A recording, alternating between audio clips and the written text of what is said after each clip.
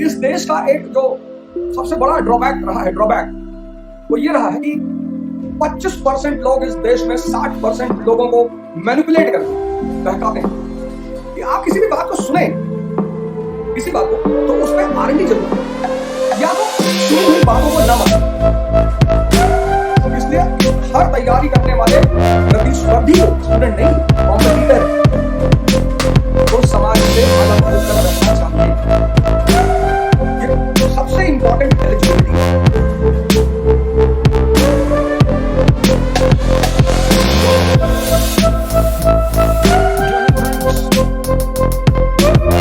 कहते ना, कुछ आदतें हमेशा तक आदमी का पीछा करती।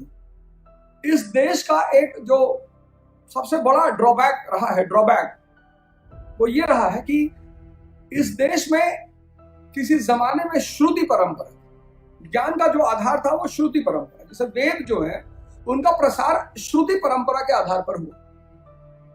वेद लिखे तो गए नहीं थे। वेदों को जिन ऋषियों ने नीचे वो लाए, उन्हें मंत्र दृष्टा कहा गया। ऐसा दिखाई पड़ा क्योंकि वेद भी अपौरुषेय हैं, जैसे कुरान अपौरुषेय है, बाइबल अपौरुषेय है, ऐसे वेद भी अपौरुषेय हैं, भगवान द्वारा रचित, ईश्वर द्वारा रचित है। तो उनका जो परंपरा का, जो वैदिक परंपरा का प्रसार हुआ, मतलब जो उन्हें आगे बढ़ाया गया, वो श्रुति परंपरा से बढ़ाया गया, क्योंकि शिक्षा का अधिकार सबके पास था नहीं।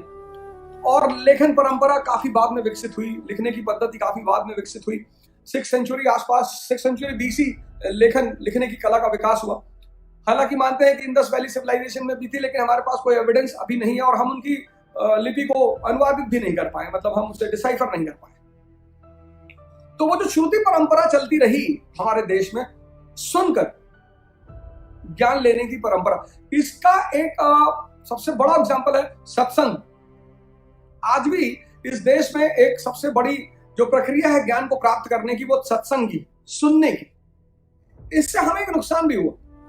हालांकि प्रक्रिया बहुत अच्छी है, लेकिन इससे हमें नुकसान ये हुआ कि हमने सुन तो लिया किसी से, हमने किसी से कोई बात सुन तो ली कि औरंगजेब ऐसा था, महमूद गजनी ऐसा था, और ये ऐसे थे, वो ऐसे थे, लेकिन हमने उसे खोजने की कोशिश नहीं की। कभी कभी कुछ परंपराएं नुकसान भी करती, इसीलिए राजा राम मोहन रॉय का वो रीजन पे है। मैंने एक बार शायद फेसबुक पे क्वेश्चन भी किया था कि according to Raja Ram Mohan Roy what will be the basis of new India. Reason जिस दिन आप हर वो चीज जो आप सुनोगे, हर वो चीज, उस दिन इस देश का दुर्भाग्य खत्म हो जाएगा। क्योंकि जिस दिन ये काम करोगे, जिस दिन आप कोई चीज सुनोगे और उसे पता करने की कोशिश करोगे ऑथेंटिक सोर्सेस से, उस दिन इस देश का दुर्भाग्य खत्म हो जाएगा। क्योंकि 25% लोग इस देश में 60% लोगों को मैनिपुलेट करते हैं। 10% वो है जो परेशान है, जो जानते हैं कि ये सब मैनिपुलेशन है, झूठ है, गलत चल रहा है। नेहरू जी को कभी टारगेट कर देते हैं। महान प्रधानमंत्रियों में से एक है सर, महान नेताओं में से एक है। आप उनकी, इवन जो उनके ऊपर क्रिटिसिज्म की किताब लिखी, द गॉड हु फेल्ड, वो उसमें उनकी बड़ाई करने से लेखक नहीं बच पा रहा। मतलब नेहरू जी पे जो क्रिटिसिज्म की अच्छी किताबों में से एक है, वो है द गॉड हु फेल्ड। अगर आप उस किताब को पढ़ेंगे तो आपको वो लिखी गई है नेहरू को क्रिटिसाइज करने के लिए, नेहरू के उन चीजों को पकड़ने के लिए, लेकिन वहां भी वो इतनी बड़ा व्यक्तित्व है कि वहां भी वो व्यक्ति पूरी तरह से नेहरू को मतलब गलत साबित नहीं कर पाए। वैसे भी राजनीति में, राजशाही में क्रिटिक्स जो है, क्रिटिसिज्म एक बड़ा प्यारा वर्ड है। अब तो लोगों ने उसका मतलब गाली निकाल लिया कि गाली दो, और ये सब क्रिटिसिज्म नहीं होता। क्रिटिसिज्म का मतलब ये होता है कि किसी भी चीज पर आपका एक और मत है कि इसको ऐसे भी किया जाना चाहिए, या अगर आप किसी चीज का विरोध कर रहे हैं तो उसके पीछे एक वैज्ञानिक कारण है, एक तर्क है वैज्ञानिक कि ये साहब ये रीजन है, इसलिए हम ऐसा कर रहे हैं। लेकिन उसके लिए फिर एक बहुत जागरूक जनमानस की जरूरत है, और जहां जागरूक जनमानस मतलब अवेकेंड मास होगी, वहां पे डेमोक्रेसी सफल होगी। इसलिए तो चाइना आज हम सुपर पावर बन गए। चाइना की स्थिति आज जो है इकोनॉमिक स्तर पर और पॉलिटिकल स्तर पर, मिलिट्री स्तर पर सबसे बदमाशी कर रहा है वो। मतलब नेपाल हमें आग दिखा रहा, वो कोई बड़ी बात नहीं है। वो तो खैर, जब कहते हैं ना कुत्ता दो ही कंडीशन में भौंकेगा, या तो वो पागल है या तो उसका मालिक उसके पीछे खड़ा है। तो सवाल ये है कि अब सार्डिनिया जैसा छोटा सा स्टेट ऑस्ट्रिया को धमकी दे रहा है, तो ऑस्ट्रिया को भी फील हो रहा है कि यार सार्डिनिया, इसकी इतनी औकात कि हमें ऑस्ट्रिया को धमकी देगा। तो फिर ऑस्ट्रिया ने जब पता किया तो पता चला नेपोलियन बैक कर रहा है कैबूर को। तो कहीं ना कहीं एक जो हमारे देश में जो एक चीज जो एक बड़े लेवल पर सुधार होनी चाहिए वो ये है कि आप किसी भी बात को सुने, किसी बात को, तो उस पर R&D जरूर करें, या तो सुनी हुई बातों को ना माने।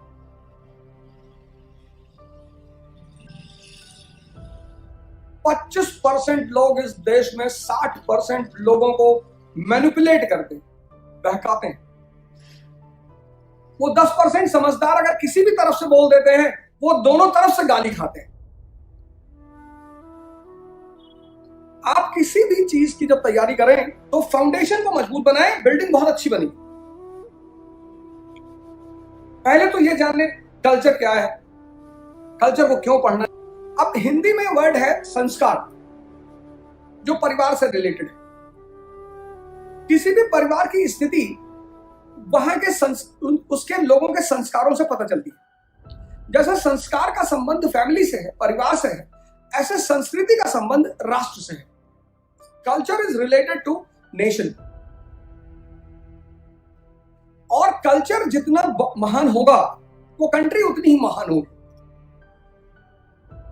तो जैसे संस्कृति जुड़ी हुई है परिवार से, मतलब etiquette is related to family, ऐसे ही संस्कृत जैसे संस्कार जुड़ा हुआ है परिवार से, etiquette is related to family, ऐसे ही संस्कृति और कल्चर जुड़ी हुई है नेशन से। अब क्या क्या चीजें आती हैं कल्चर में, ये दूसरा इंपॉर्टेंट बात। कल्चर में आती है आर्किटेक्चर। हाँ, मैं बता रहा था कि 2 चीजें आपको पढ़नी पड़ेंगी बेस बनाने के लिए। मैं आता हूं उस पर, कौन सी 2 चीजें आपको पढ़नी पड़ेगी। तो सबसे पहली चीज जो कल्चर में आती है वो है आर्किटेक्चर, बहुत इंपॉर्टेंट। सब पता चलेगा आपको कि राम मंदिर और ये सब सारी कहानी आपको पता चलेगी, समझ में आएगी। और समझ में जब आपको चीजें आने लगेंगी तो फिर दुनिया में रहना मुश्किल हो जाएगा। तो आपका IAS बनना जरूरी है, मंत्री बनना जरूरी है, आपको सिविल लाइंस में रहना जरूरी है। जब भी समझ में आने लगेगा और आम आदमी के साथ रहोगे तब आप बहुत परेशान हो जाओगे। उसकी सोच ही अजीब गजब है। ये जो 2 डिवीजन है ना, एरिस्टोक्रेसी और कॉमन पीपल, ये कयामत तक चलेगा सर।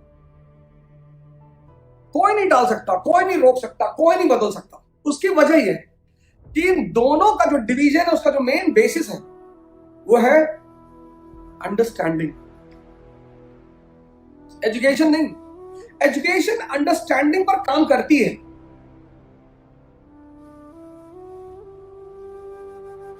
लेकिन दुनिया में कोई ऐसा इंस्टीट्यूट नहीं है जो अंडरस्टैंडिंग को इंप्रूव करने पर काम करता हो। करते हैं, वैसे कहने के लिए करते हैं, पर्सनालिटी डेवलपमेंट प्रोग्राम कराते हैं बड़े सारे लोग, और क्या कहते हैं, पर्सनालिटी डेवलपमेंट है, फिर पर्सनालिटी बूस्टअप प्रोग्राम्स हैं, फिर अच्छी इंग्लिश कैसे बोले उसके प्रोग्राम्स, मोटिवेशनल क्लासेस हैं।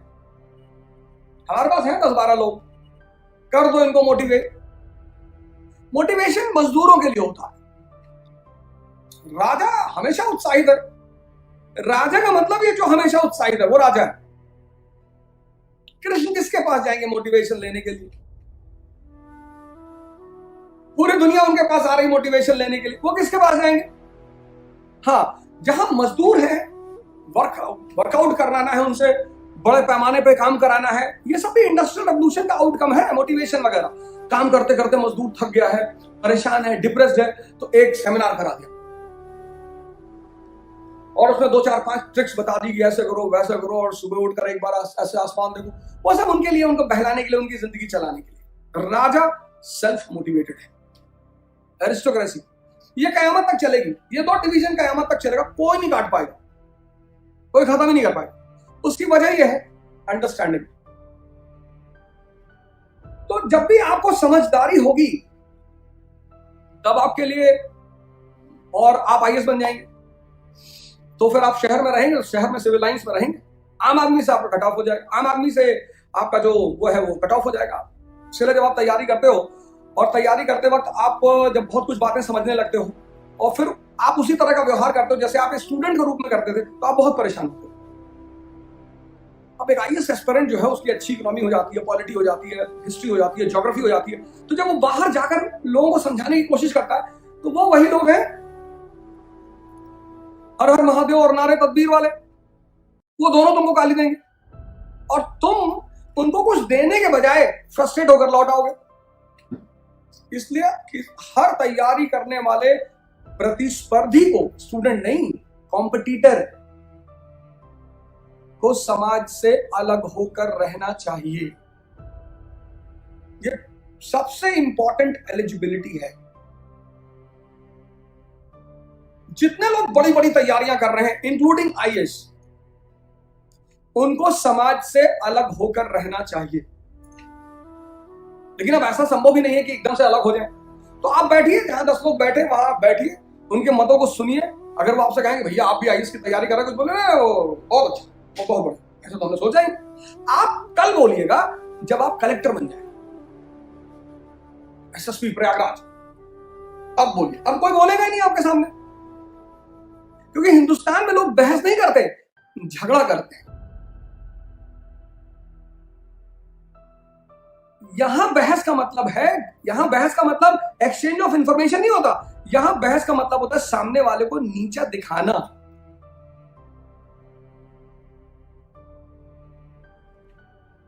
इसलिए बचा करिए, जब भी आप बड़ी बड़ी तैयारियां करें इन चीजों से बचा करिए, तब तक जब तक आप अपने मिशन में सफल नहीं हो।